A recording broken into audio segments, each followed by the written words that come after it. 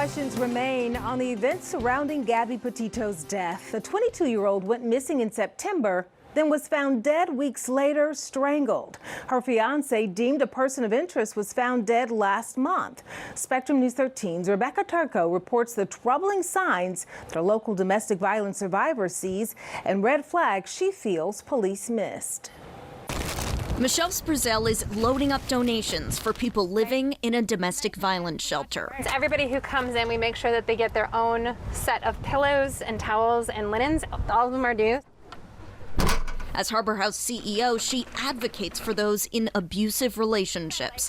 When Gabby Petito's disappearance and death made headlines, she thought of her own cross-country trip in her early 20s with her then-boyfriend. And then it was the arguments at night, or it was the arguments over money, or if it was the extreme jealousy, or it was like, hey, we're not going there, we're going here, when it was something that I really wanted to do.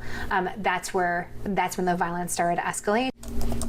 She says he left her on the side of the road for hours. When you're in it, like, you don't think that you're ever going to be on the other side of it. Hey, we got a call about a male hitting a female. Watching police body camera footage of Gabby and her fiance Brian Laundrie, she sees troubling signs. There's a point in time in the body cam where he calls her crazy, and that's also a red flag of, hey, side with me. Experts like Mark Wynn see red flags too. I've got a lot of questions about their method. This is 2021. This is not 1980. Mark is former law enforcement turned consultant. He offers domestic violence prevention training to police agencies nationwide and beyond. There's a rich field here that just was not harvested well by these officers. A rich field, he says, that includes Gabby's crying and Brian's derogatory comments. One of my criticisms would be, let's move it inside.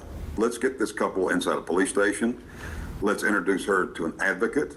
Let's slow this down. Let's get them out of eyesight and earshot of one another. This is some of our victim advocates. Osceola County Sheriff Marcos Lopez says that's what his deputies do, separate those involved and work to determine the abuser. He says making the arrest isn't always easy. Even if the person has a bruise or a mark and they say, no, I fell down.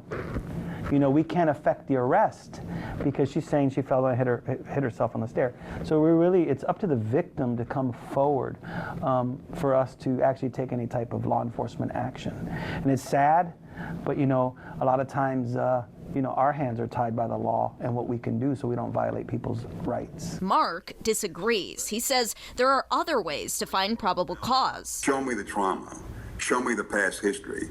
That is your evidence to go forward with a reluctant victim. Michelle hopes this becomes an opportunity for law enforcement to learn the more subtle signs of domestic violence and inspires those being abused to get help. And the more that we talk about it, the more it's going to be someone who hears and sees themselves and is able to get on the other side of domestic violence. I'm Rebecca Turco, Spectrum News 13.